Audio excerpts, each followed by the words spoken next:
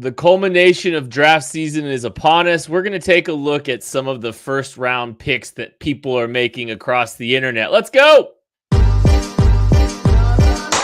This is KC Sports Network, proudly presented by Emprise Bank. Welcome into a live edition of the KC Laboratory presented by Emprise Bank, member FDIC, our tremendous, wonderful partners in Possible here at KC Sports Network. Oh, the whole gang is here today, and I'm very excited because we are recording this live on the eve of the NFL draft. I will be hanging out with these two beautiful humans here in like 15 hours. I cannot wait. Maddie, Craig, Matthew, Merry Draftmas to you, my friend. Merry Draftmas to you, pal. Yeah, we will be hanging out, getting ready to prepare ourselves for the live KCSN draft show that goes through every single second of the NFL draft. We will be live talking to you guys, so getting ourselves ready for that. For that reason, we might have a little bit of a quicker episode. We might pull off a Kent 45 episode today to save our voices for the next 14 hours of talking over the next couple days. When has that ever stopped us? Like, we've been doing this long enough. We should know better. We are no more prepared to not lose our voices. That Sunday podcast where it's just, yeah, I'm very happy that everything worked out for the Chiefs. Like, that's what it's going to be again. Like, we know this. You can talk like that more often, Craig, if you ask me. No, I can't. I really can't. It would be bad for me. I think, I don't know if we're going to be doing a ton of shows in a environment where there's going to be a lot of people this year, which that might help us save our voices just a little bit this year. Like, we're not going to be, maybe not Maddie, but no, we're really excited to be doing all of our draft coverage out at Holiday Distillery here this weekend. It's going to be a lot of fun, and make sure you can kind of see all of our schedules. We're going to be starting a half hour before the draft starts all 3 days. So make sure you're tuning in, jumping in. We're kind of a, second screen watch along. You can everything, you can watch the draft. You can watch the highlights playing and on these, whatever, but we're always going to be tying this back to the Chiefs. The entirety of our show is devoted to how it affects your football team. So, we'll talk about these players. We'll talk about some of these things, but it's always going to wind up tying back some way, shape, or form to the Chiefs. So that's kind of our goal. And then come hang out with us on Sunday as well. Tucker, if you can throw the graphic back up, just make sure people see that. But on Sunday, we're going to be hanging out at Holiday Distillery. We're going to have a party. Come hang out. I think it's at 1:00. Tucker, thumbs up if that's correct. It starts at 1 p.m. That's right. So sign up and come hang out with us. It's going to be a lot of fun. Okay, so like I said at the top, today we're Maddie's been compiling all of the first round picks of teams, the first round picks that people have been giving the Kansas City Chiefs on their platforms. And it's always a good exercise to look at some people that are very well sourced or some people that you really respect, getting some of their perspectives on what they think the Kansas City Chiefs will be doing. Maddie's been very scientific with this. I asked him if he had a spreadsheet ready, and he said, nope, it's a notepad. So, there we go. I can't wait. That's the kind of draft content that you can expect in the KCSN live draft show. Just us holding up notebooks this far away so that you can try and read them. That's exactly what it's going to be. It just says, please don't. I think, yeah. Who is that? Is that Olu Fashanu? No matter what? Is that what I saw in there, Matthew? That's my note. Impressive. That was impressive because that was upside down. Yeah, I've been hanging around you long enough. But anyways, yeah. So we're gonna just go around and kind of do some rounding up of the mock drafts, react to some of the positional themes that we're seeing in this. So let's get it started with the wide receiver position here. And hold on, before you get diving in, buddy, I got some numbers here. Okay, I compiled as many of these over the past couple days as we can. These are everyone's latest mock drafts, and I found them. Maybe a couple have changed. I tried to stay on top of them. If anybody changed them before they came out, I just wanted to give some numbers. So out of all these mock drafts, how many do I have here? I have 19 mock drafts that I have found here. Of these 19, 12 have the Chiefs going wide receiver in the first round. 12. That's a lot. 12 out of 19. 6 have them going offensive tackle. And we do, in fact, have one cornerback in here. There is a cornerback being mocked to the Chiefs.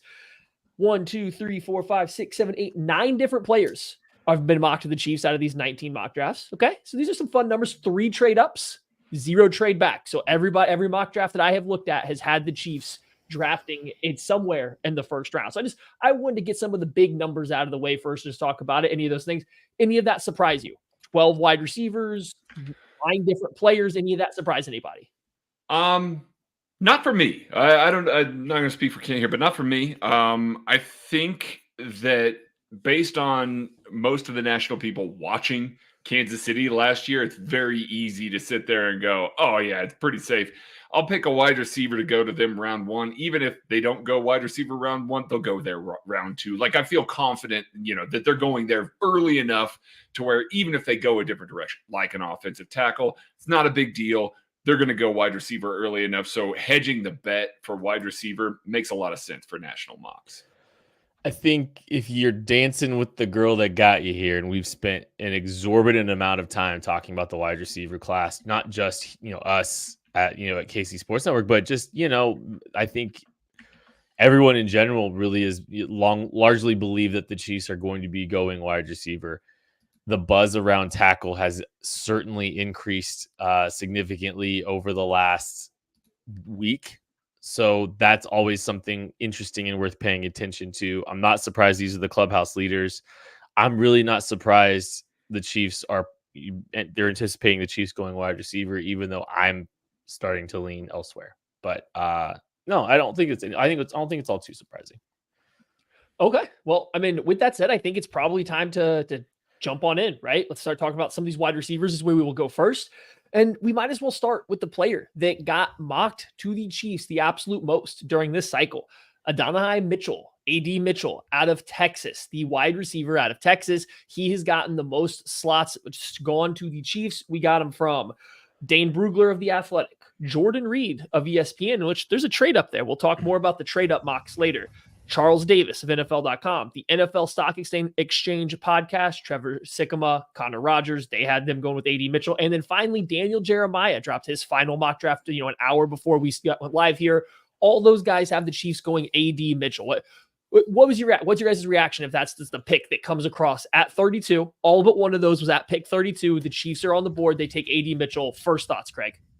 I get it. Like, I do. I understand it. I understand how he fits in the offense. I understand the role that he can play, even, with Rashee Rice, back in the fold full time. Like, I get it. He is a dynamic athlete with terrific body control, can go up and get passes, is a ball winner for certain. And when he's locked in, like, it's great. And so some of the things that, are maybe medically hanging over him, some of the character concerns and things like that, you're hoping that you have the right staff, the right people around him, because if you get all that right, potential guy that could be a top 3 wide receiver in this class.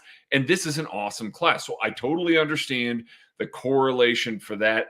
I'm not as jazzed about it as some other wide receivers, but I get how we can get there, and how, if the Chiefs are drafting him at 32, they obviously feel comfortable that they're going to get the diabetes in check, that they're going to get the character stuff in check, that they feel good about the player himself.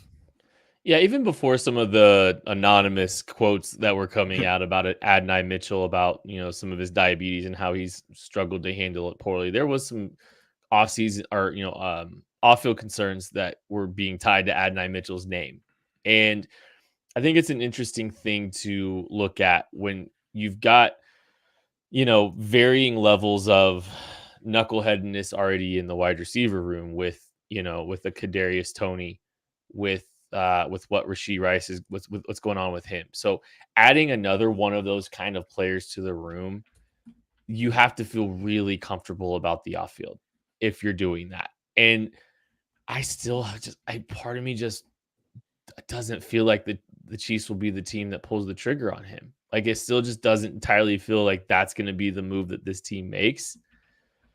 I don't know.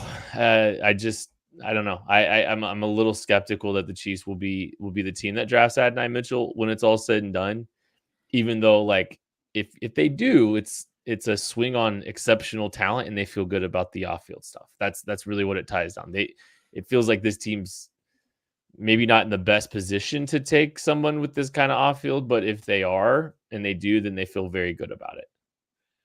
Yeah, I mean, like, I think I've shared my thoughts a lot of times in these throughout the labs that, like, just AD Mitchell isn't my favorite wide receiver. I would let somebody else try to tackle that beast for the NFL. I think there's a fair bit of development on field, and that's before you get to the effort issues and some of the rumors, which are 100% rumors about him not being very coachable and stuff like that. So it's just, he is a player that I would love for another team to try to draft and fix up rather than the Chiefs, especially in the first round, when not that the Chiefs can't afford to have, take a high risk player. I just don't know if it's somebody that's high risk isn't just developing on the field. It's a little bit of everything. So it wouldn't be my favorite pick, but to the point, they would obviously feel comfortable with him if they took him at 32. So you would assume that they have a pathway for him to work.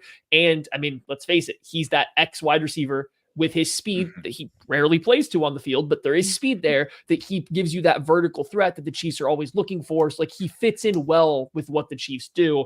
It's just, there's a lot of question marks for me.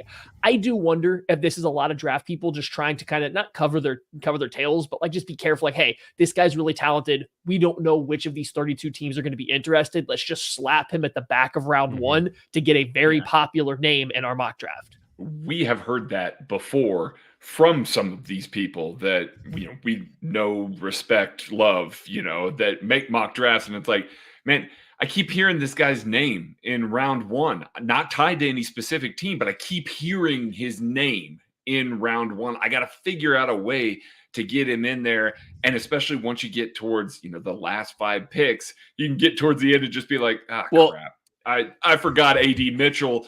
Chiefs need a wide receiver. That makes sense. Like we hear and see some of that. Or just not finding a fit for him, right? Or just not finding the right fit for him through 31 picks. So now you just slap him at the end because you don't know where else to put him. I heard Bucky Brooks literally say, I just wanted to get this guy's name in there. Correct. So Jordan Morgan with the Chiefs, who does not have the arm length that people are like, oh, they need a left tackle, so they're probably going to select Jordan Morgan, who's a really terrific football player.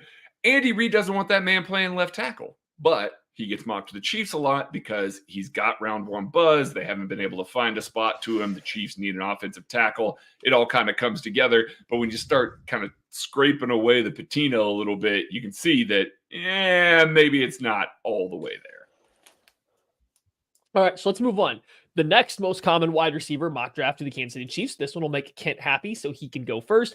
Lad McConkey is got it. 3 people have mocked him to the Chiefs. Eric Edholm of NFL.com, the PFF analyst mock draft also had Lad McConkey going to the Chiefs, and then finally Ryan Wilson of CBS Sports. So Kent, how would you feel?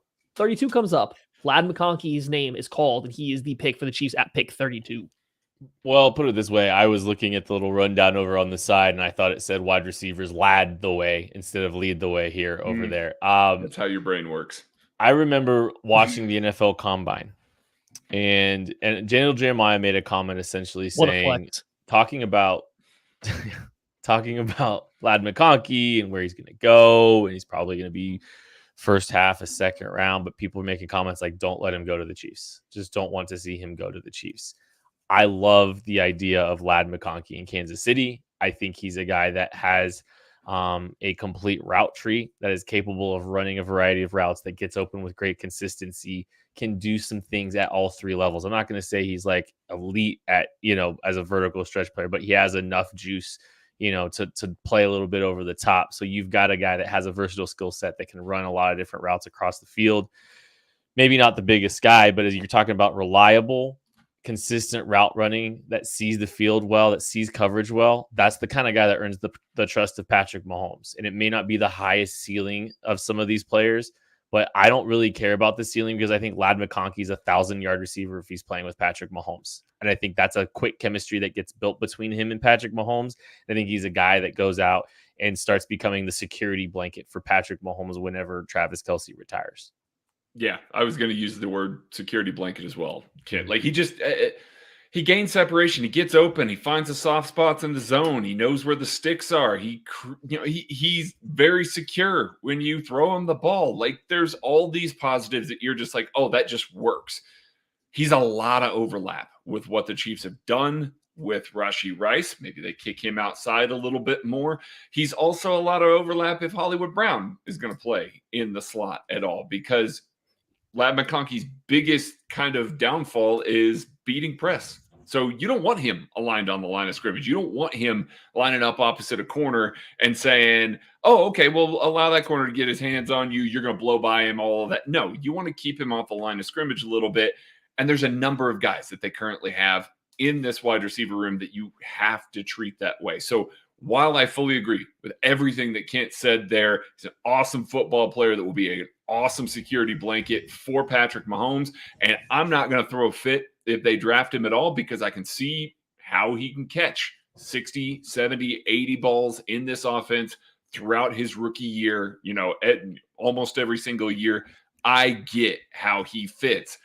It just overlaps a lot with what they've already got in the room. Yeah, I definitely think so here's the thing. I was one of the first people that I remember that, I don't follow a lot of draft stuff throughout the year, but I was early on Lad McConkey, nicknamed him 7-11 and everything, because he's always open. We were here first.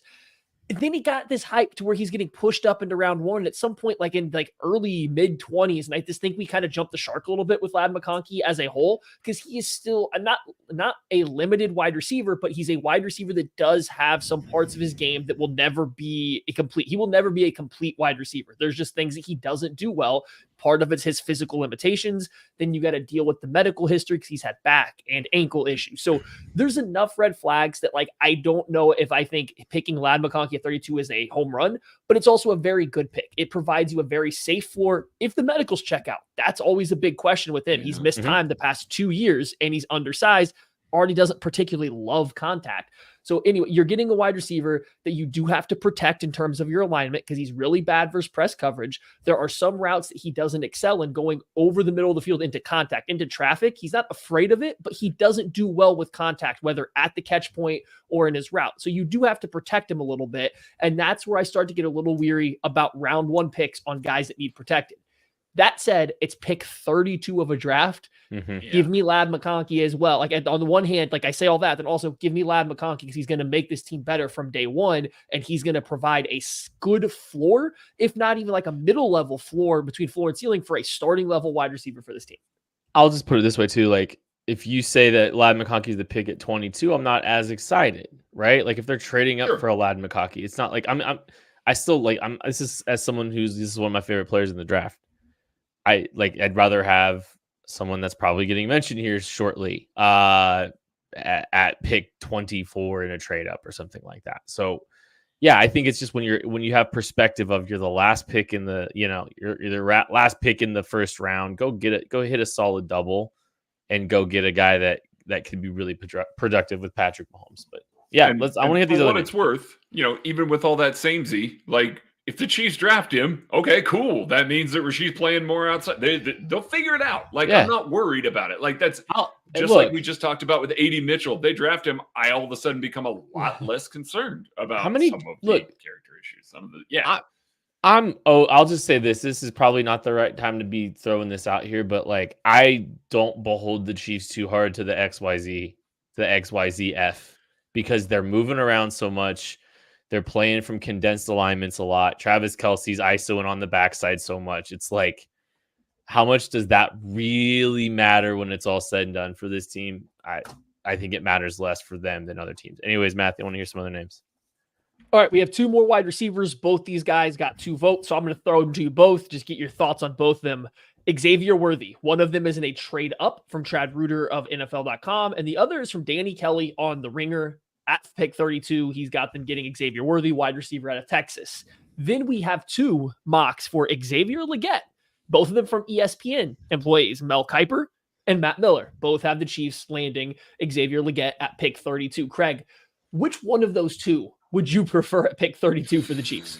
I prefer Worthy. I've talked about him plenty, but we haven't done a whole lot of conversation about Legette so far this year.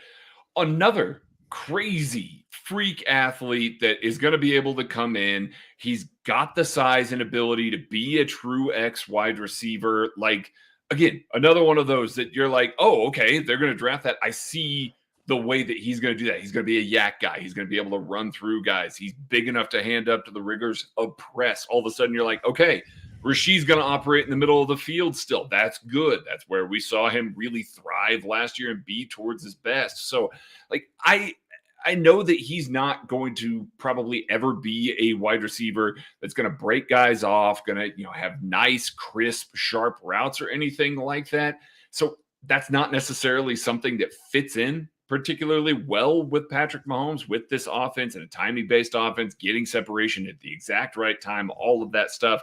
Legette doesn't fit the same way that a Worthy, who has that ability, does, but Legette's also going to be kind of in the vein of what they've done recently, where they've just been like, hey, we're going to get the ball in the shallow and intermediate areas of the field, and we're just going to say, go be a bully. Go get yards after the catch. Go run through some guys. He's going to be able to do all of that sort of stuff. So I'm kind of 6 of one, half dozen the other with that. I realize it's super non-committal there, but the athletic profile and the size is truly rare for a guy like Xavier Legette. So with Legette, I have some concerns about, he's got some ability after the catch, and like he's terrifying when he gets ahead of steam, and like there's the highlight of him taking an under route and running through an entire defense and bringing it in for a touchdown. I worry a little bit about the narrowness of how he can get involved in the manufactured game. Like, I don't think it's the same as like Rasheed necessarily. So like I have a little bit of pause about if they're going to be able to get him involved in the same ways, to really get him the ball in those manufactured looks. So if you're looking outside of that, now you've got to ask yourself from a route tree perspective, also very limited. Big physical guy. I think Brett Veach just said he wishes he would have taken, he has some regrets about DK Metcalf and maybe ignoring DK Metcalf because the limitations of the route tree. Well, this is a potential chance to right that wrong if you really want to, because I think this is a guy that, has some ability on a vertical plane, has some ability down the field, can stack receivers, and then is not going to allow anybody to really get, behind or, get behind him because he's going to box them out with his massive frame. So I see a skill set that could be valuable. I just worry if the path to success specifically in Kansas City is enough to justify the pick a little bit. And that's where I kind of have some pause with him. So I want to continue the Legette. We've talked about Worthy a lot. I just want to say getting Xavier Worthy at pick 32 is probably one of the best case scenarios I can think of for the Chiefs going into this, especially it's the best, probably like the most realistic one. Yeah, probably. I think so. Right. I think we all are on that board. I know not everybody is. They're worried about the size. I just don't think the lack of size shows up as much as some other people do. And I look at Hollywood Brown being on a 1-year deal. I look at Mahomes and this team clearly like throwing to wide receivers of that archetype. Why not get the best wide receiver of that play style in this draft class? Makes sense. So I love Worthy. For Legette, 32 is rich for me. Just to be blunt, I would not love that pick at 32. However, I think I'm higher on Xavier Legette than a lot of other Chiefs fans are, because I do think there's some rawness and there is some linear like play style to him. But I also watch him use his hands and just be bigger, stronger, and faster than SEC corners. And like, I'm not saying that translates directly to the NFL, but boy, when you can throw a club on a Georgia corner and send him flying 5 yards, I don't know. That can play. Like that can play. And then when you can go across the middle of the field, high point the ball between two safeties, land, and immediately be running at top speed again, which, oh, by the way, is 4.3 speeds. Again, that plays the next level. Yeah, you might have to be creative early in his career on how you use him, but I don't think it's necessarily manufactured touches. You just got to put him in areas that he excels in to let him do his thing. So I don't love it at 32. I would much rather have him in the middle of round 2, but if this is the route they go, I would sit here and say, I liked him better than Rashee Rice coming out last year, and they figured out how to use Rashee Rice perfectly. I bet they can do the same thing with Xavier Legette. I will say this is another one that it feels like a little bit like maybe guys trying to get him in the background of this, even more so because he mentioned Legette came out and said, the Panthers have told me that they're picking me at pick 33. So it's like, oh, okay, well, why not go ahead and throw him in there at pick That's 32? what we did in the mock draft on Monday. It is. It absolutely is. I want to let everybody know that Dave Canales said, oh, yeah, I said that to him and 50 other guys about picking him at pick 33. So keep that in mind. Legette is maybe one of those guys that is being bumped up a little bit because of some comments made publicly, because of some things that we're hearing behind the scenes. Maybe he is getting picked 33, but keep that in mind. It's lying season, and the Panthers head coach even admitted, it's like, yeah, told that to a whole bunch of people. It's lying season. It's also break season. We'll be back right after this. We appreciate you supporting KC Sports Network by listening to our podcast. You have helped us become the highest ranked Chiefs podcast network in 2022 and 2023. And don't forget about our daily Substack newsletter, the best written analysis you can find on the Chiefs straight to your inbox every day. kcsn.substack.com. That was it for the receivers, Matthew? Yeah, that was the final wide receiver. Now it's time to move on to the offensive tackles. They are bringing up the number 2 spot in the most common position of mock draft. Mocked to the Chiefs. Keep want to say mock drafted to the Chiefs. Mocked to the Chiefs in this exercise. So we're going to start. The guy with the most mocks to the Chiefs at pick 32, all of these. Patrick Paul, offensive tackle out of Houston, got 3 different times from Nate Tice at Yahoo Sports, Josh Norris, and Hayden Winks, both of them for Underdog Fantasy. Those are our 3 Patrick Paul mocks to the Kansas City Chiefs. 32. Patrick Paul comes across the board. Kent, first thoughts. What say you? I get why they do it. I think, if that's happening and if the buzz around the tackle position is what it is, where, Daniel Jeremiah says there's a lot of people trying to move up for tackles right now. That's one of the things that he's hearing a lot of as the, draft is kind of winding down, as the buzz is starting to kind of build for Thursday night.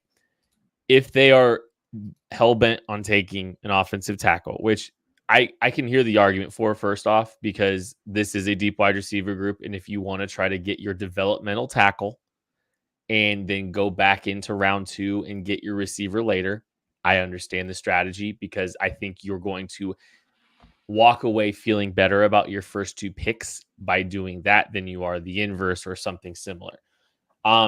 If you told me the most Chiefsy developmental tackle was the one that, if you told me Andy and Andy Heck were all in on Patrick Paul over even Kingsley Suamataia or some of these other developmental tackles, I wouldn't be surprised at all. And he's got the requisite length. He's got pass rush, pass protection productivity, which I think really matters. Like the analytics really like Patrick Paul's pass protection, like the techniques a lot, but length, athleticism for a guy that big, I'm going to get why they did it.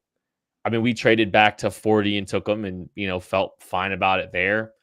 If they can't find a partner and they just want to say, let's just get our developmental tackle and we'll go figure out what we're going to do to address the wide receiver in round 2. Like I totally understand the strategy and I'm not going to be too disappointed about it.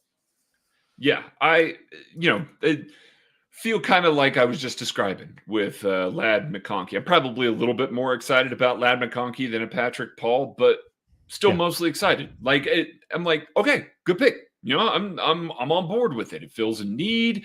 It checks a lot of boxes for both Andys there. Duke Manyweather made sure to tweet out today. He's like, man, let me tell you, those hands have come along quite a bit since he left college. And that's obviously, he's going to say that about his guys. So, take that with whatever grain of salt that you're going to take it with, but that's the big thing for him. So if he's already made strides, there is a pipeline there with Duke Manyweather's guys.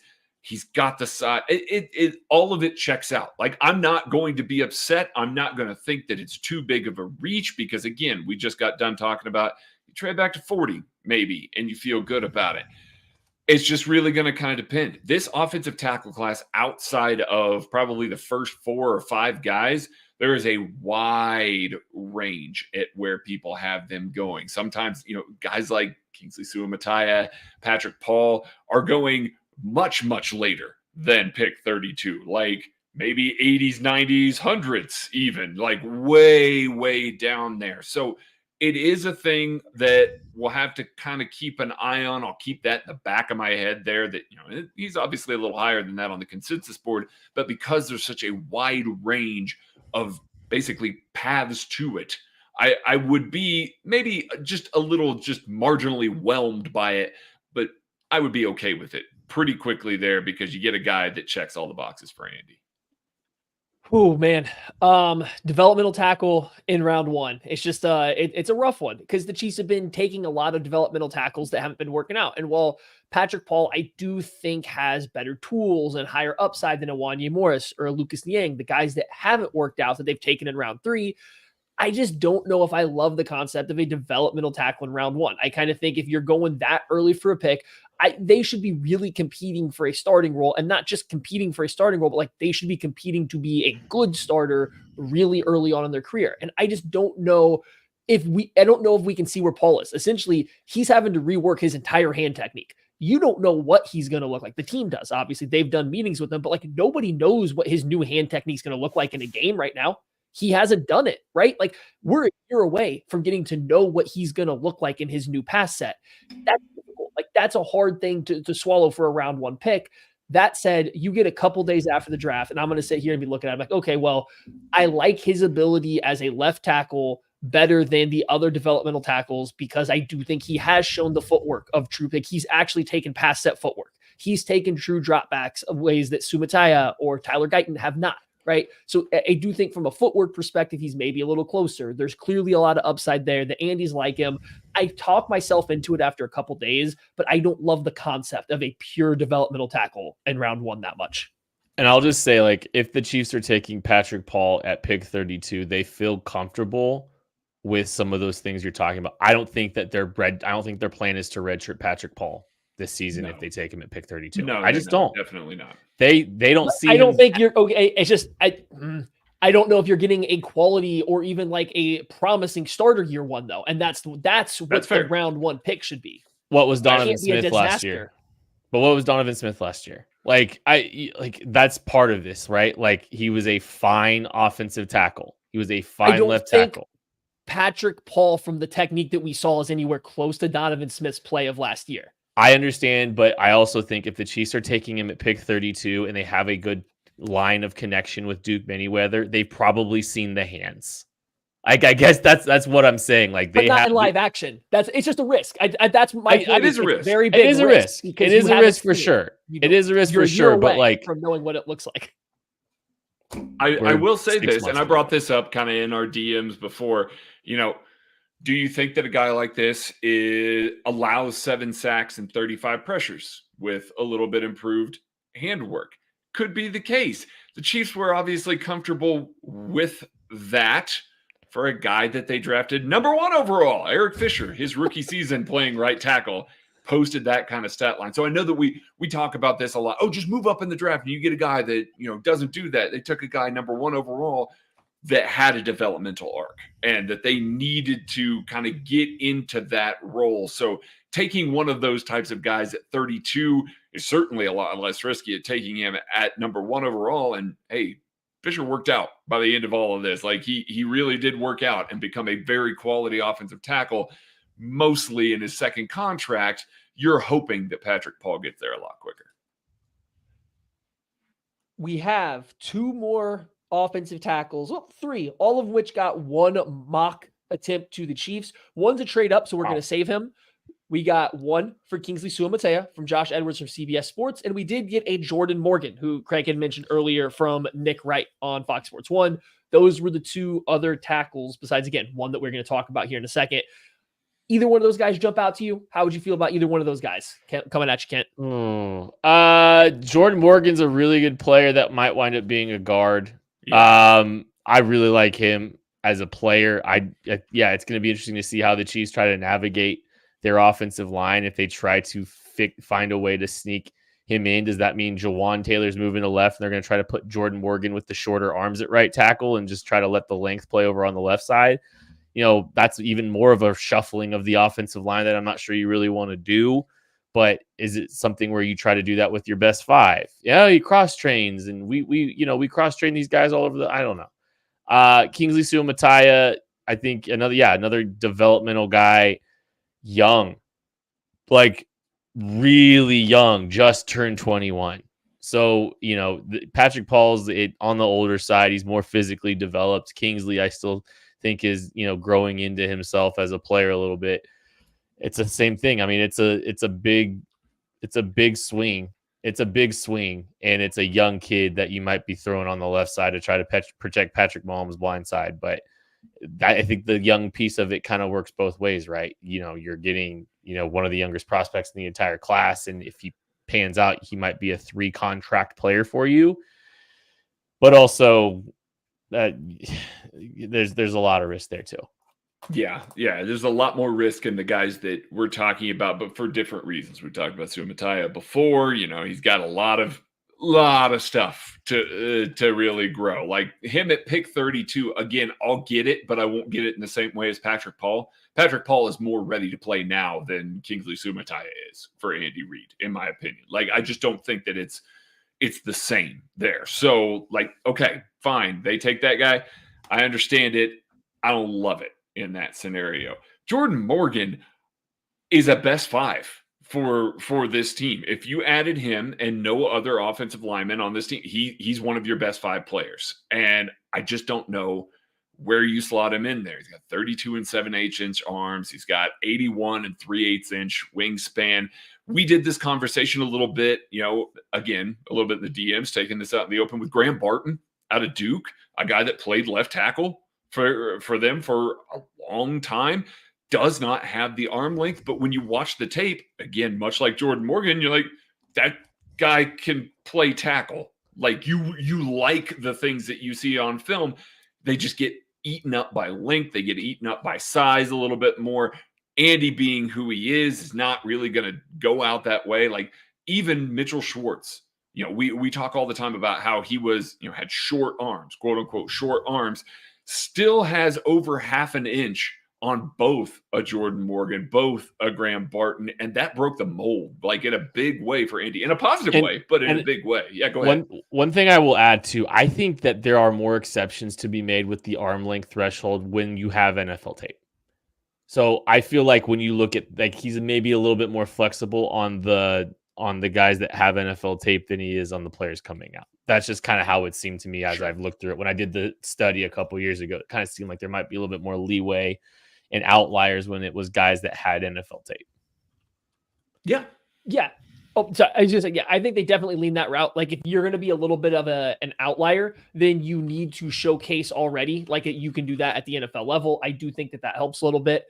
Jordan Morgan, like he's an interesting guy because he definitely doesn't have, the arm length that the Chiefs usually look for. He's not this big wide bodied guy the Chiefs usually look for. He's also a little shorter. Like he just doesn't fit what they want from a tackle at all. But you want to say that you're getting a guy that could probably step in on day one if you thought he could play tackle. That's him, right? If the Chiefs come out and say, hey, we think this guy can play tackle for us, you're walking in on day one. He's competing for that. He's probably winning that job. You're probably penciling him. He's not the same kind of project that a Paul or a Suamataia is. So that part's there. I just don't think they'll see him that way. So that would be a hard pick to swallow. Like I feel like we'd get into training camp or preseason and you just would never see him take those first team reps at tackle. And we'd start wondering what's happening. And then all of a sudden he's lining up at guard and you're going to have to convince yourself it's cross training, but it's really just, he can't play tackle for them. So that where he would be a little bit trickier. I think I can just, for Kingsley, I can just translate everything I said about Patrick Paul. I just think it's even like maybe a smidgen more. I think Paul has at least shown the footwork that you're going to see a little bit more closer or resemble NFL footwork.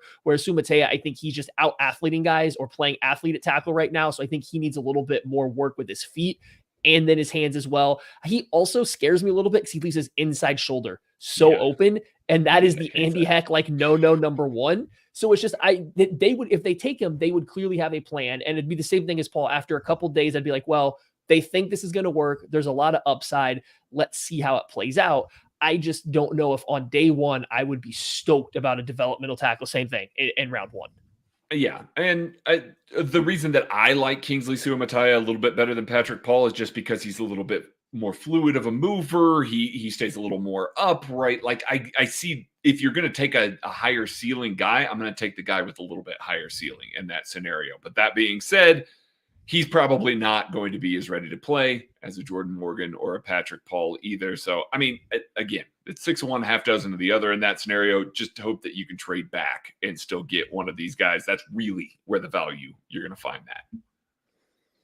I think it's time for trade up options, Matthew. All right, our trade up options. We talked about 2 of them, so we'll get to those guys in a second. Let's do the first one here. This is our other offensive tackle. This one is from Peter Schrager. This is on his podcast. I think this could change. He's not releasing his final mock in like print form until tomorrow morning, Thursday morning. But this is on his podcast. Peter Schrager has the Chiefs trading up to pick 19 to draft Amarius Mims, offensive tackle out of Georgia. I don't know. I don't have the compensation to get. I'm looking. We can speculate on what the compensation would take. I don't even know if he put it in there. This was sent to me by a friend of the pod, young Zach Eisen. This is what Peter Schrager had mocked the Chiefs on his podcast that came out on Wednesday. Man. So, all right. So you guys look deflated. I mean, Amarius Mims rules. I hate trading up to 19 for him. Like, again, there's so much risk. We just got done talking about risk. There's so much risk with Amarius Mims. He gets hurt at the combine after being hurt back-to-back years, after getting hurt in practice. He's hurt all the time. He's got the size. He's got the length. He's got the movement ability. His tape is good. Like, it really is good. He's just not available. Am I trading up from 32 to 19 for a guy that isn't medically available more often than not right now? That's my biggest qualm with it. Like, I get over it because the talent is undeniable, but man, that's a lot. That's pretty steep. Well, and it's a limited sample size on what he's actually done in a college football game too. Like, he doesn't have a ton of games under his belt on top of that. However, it'd probably be about 64 and 32 to go get him. So you're trading your first and second round pick to go up and get Amarius Mims. And if you're doing that, you have to, Is that all? I thought it was going to be a little bit more than that. It's probably another, you could probably say it's a third. That's another pick. You could argue it's another 32 and 64 is getting you in the ballpark. And if you want to say that they have to add a 5th round pick, then there's that, so like, that's probably about what it's going to take. But if you're doing that, if the Chiefs are doing that, they obviously feel comfortable with the medicals. And if they feel comfortable with the medicals, what you're getting is a guy that has the kind of blue chip, all pro talent and capability, to be one of the best tackles in football. And like, I think that's what's so tempting about it is if you feel good about the medicals, you are putting yourself in a situation to potentially grab somebody that you believe could be one of the best at their position, at a very important position, at a premium position.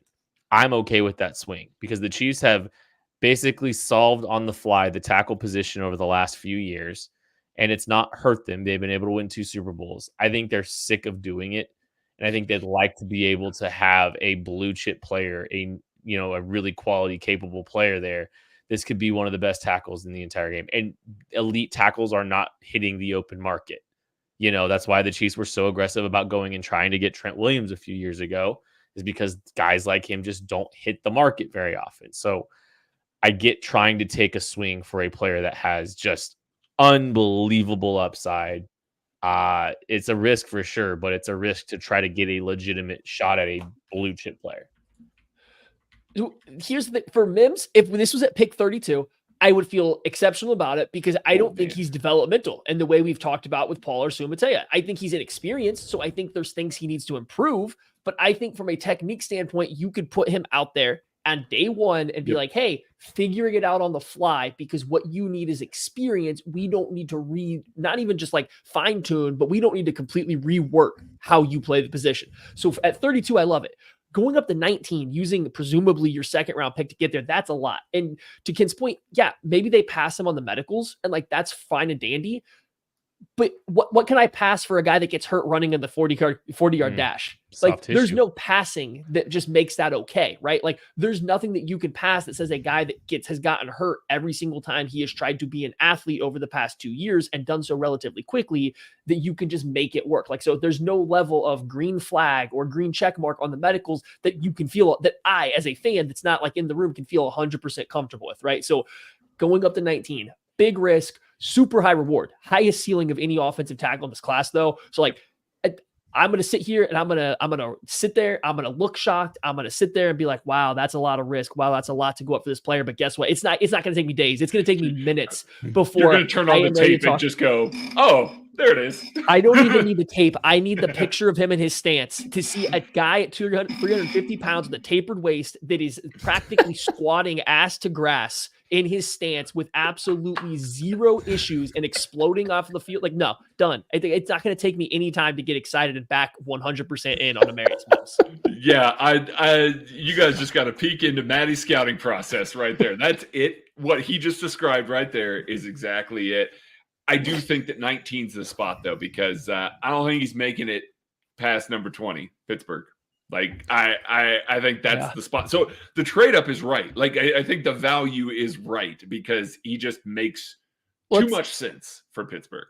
Let me throw this out there to you then. So would you rather, Maddie, sit and draft Kingsley Suamataia at 32? Or would you rather trade up with 32 and 64 to go get Amarius Mims? Yeah. Maddie, you're muted, so we didn't hear what you said. But neither. Who muted me? Neither. I was muted, not you, Ken. I was muted. I was typing something. I would do neither. Because here's the thing. That's not what I asked. Okay, but here's the thing. The Chiefs need a wide receiver, so I hate giving up pick 64 to go get anybody, right? Anybody, because the Chiefs desperately need a wide receiver. So I don't know if I love going up, getting rid of your second round pick and just waiting around to round 3. If you tell me that we are going to be super aggressive to go get a wide receiver that falls, okay, maybe we'll do the Mims thing. We'll trade up twice in this draft and have 2 picks throughout the whole thing. Maybe. I just don't love a developmental tackle at 32. So I would probably lean towards Suamataia or whichever developmental tackle at 32 you want, just because I don't think they have the draft capital to go get a wide receiver after they trade up using their second round pick. I do hate giving up 64. I hate it. Did you pick one though, Craig? Me? No, you asked Maddie that question. I want to ask I'm you. Deferring to the next one. Maddie, quick, let's go to mute the next yourself. Trade up. If you mute yourself, you're good. Okay, the next one. We talked about 2 Texas wide receivers being drafted by the Chiefs already, A.D. Mitchell and Xavier Worthy. Well, and 2 of the mocks, they were traded up for. Jordan Reed had the Chiefs trading up to the Dallas Cowboys at pick 24 to draft A.D. Mitchell. They traded pick 32, 95, and 159 to get to pick 24 for A.D. Mitchell. Again, 32, 95, 159 for A.D. Mitchell. On the flip side, Xavier Worthy was at pick 19 for Chad Reuter. They traded pick 32 and 64. Which trade? Remove the player. Just which were those 2 trades would you want? You can pick whichever wide receiver you want either spot. Which of those 2 trades would you prefer to take? What was the second trade? It's up to 19. Same one we've been talking about. 32 and 64 to get to 19 versus 32, 95, and 159 to get up to pick 24. Is Amarius Mims still on the table in this scenario? Ooh, okay, hold on. Okay, where are we going? To 19? Yeah. Okay, so you would trade up to 19 for Amarius Mims before you would trade up to 19 for Xavier Worthy or Xavier Worthy, yes. Okay. I would trade up to 19 for Mims before Mitchell. Worthy. That's a floor. That floor is safer if we're Worthy. It's wide receiver versus tackle, but that's a safe floor. Yeah. And the Chiefs need a tackle, but I think they can sign Donovan Smith and survive for the year in free agency. I don't know I don't know if you're getting a wide receiver that could step in and give you anything close to Xavier Worthy for the 1 year. It's kind of pushing the buck down the line again. I get it. So I don't know. It's still too far. I don't want to give up 64 though. Yeah, I think it's fair. I think it's a fair argument. I'll be tempted by either of those.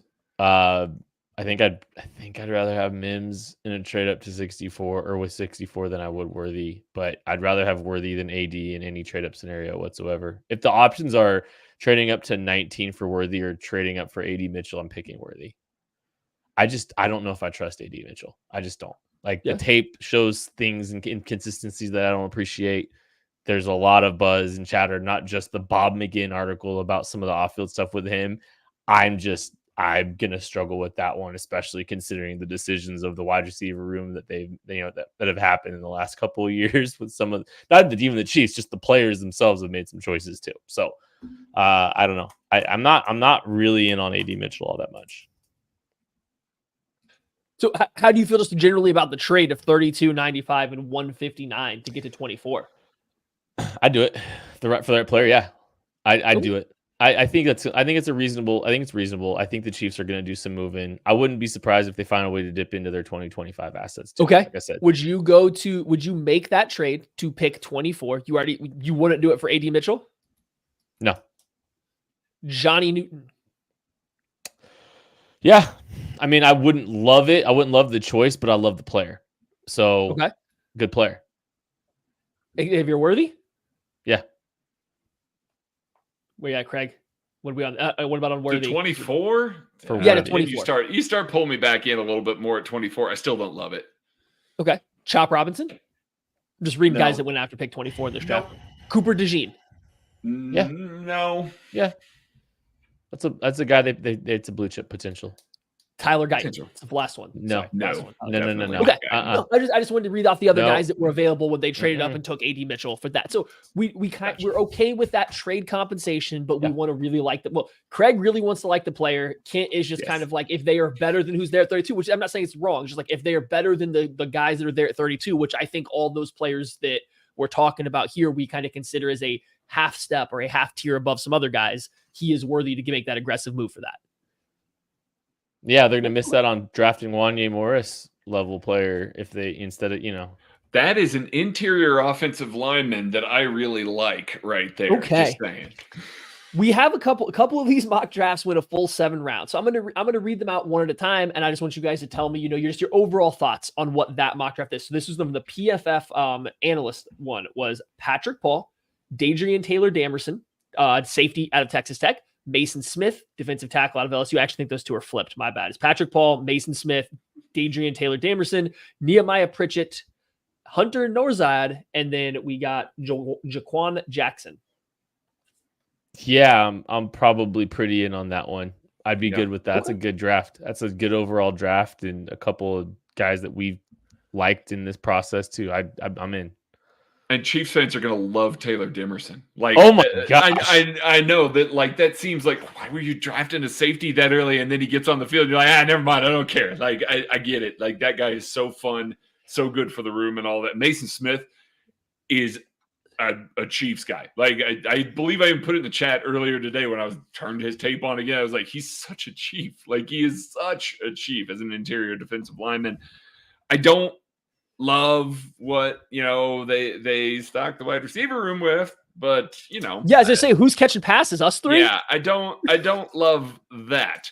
I love a lot of the players selected, but I don't love that they still did not make pass catcher better. I agree with you guys. I love Dadrian Taylor Damerson. I just don't see the Chiefs. I don't know if the value's so good for him in round 3 that you have to do that versus starting just to throw numbers at wide receivers. So that's why I would start to change it. And then to come back with the Pritchett and a Norzad, guys that I kind of like, but let's throw some numbers at wide receiver at that point. Right. Oh, sorry. Here was the other one. This is the rest of Jordan Reed's. They're trading up for AD Mitchell and then drafting in round 2, Dominic Pooney, offensive lineman out of Kansas. They don't have another pick till round 4. They get Tanner McLaughlin, tight end out of Arizona, Miles Harden, cornerback, and then Sion Vaki, safety / running back. I'm out. So Donovan Smith is playing left tackle. Cool. It's the AD Mitchell piece of it, and I like Dominic Pooney, the player. That's a 2025 move right there because I don't think he's a guy that's gonna he might be able to stick at right tackle, but your O-line's not better. Your receiver room is I don't know, man. Your first 4 picks are taken on a super, super talented receiver and a guard that's going to play at age 25 his first year in 2025. I don't know. Yeah. I'm less concerned about, taking a guy, interior offensive lineman, in the first 2 or 3 rounds. Like I'm completely on board just because it gives him so much flexibility next year when they're going to desperately need it at that position. So I'm fine with that part of it. It's just after trading up. Yeah. That's the piece that makes it hard. Like, if you tell me they take an interior offensive lineman in the top 100, I'm cool, but it can't be after you've traded up for AD Mitchell. Sorry. I mean, I also am not the world's biggest Tanner McLaughlin fan. So, like, that's part of it as well, is that then you're going back to the well again. It's like, oh, well, I don't love that swing either. You know, I would much rather take stabs at other positions there. Again, going back to Maddie's thing, throw a little more volume at wide receiver. Like, I'm fine with that. De-risk that position a little bit more. Boy, if you trade up for a wide receiver, I don't know if we need to be throwing volume. Man, I don't know, man. Did you watch this team last year? But hey, at least McLaughlin's like an athletic tight end. He is. I'm just going to read Dan Brugler's real quick too, because I think it follows a similar thing. I think the same conversation is going to be the same. The names are different, but I think the conversation will be the same. So you don't trade up this time, but you still get AD Mitchell, followed by Max Melton, corner out of Rutgers, Christian Mahogany, interior offensive lineman in round 3, because you still have that pick. Bucky Irving in round 4, Brennan Jackson, Jordan Jefferson, and Garrett Greenfield to round it out. You're getting the same player in round 1, just a little bit later, right? So you have extra picks. So obviously that draft just on the surface is going to sound better, but still we're talking about all the same issues here, right? We're still talking about just AD Mitchell to help the pass catchers, still didn't get an offensive tackle to help out this year, and spent an early pick on an interior offensive line, right? Like, still same general conversation. Yeah, but you're also I think the sweetener though is Max Melton's a really good player.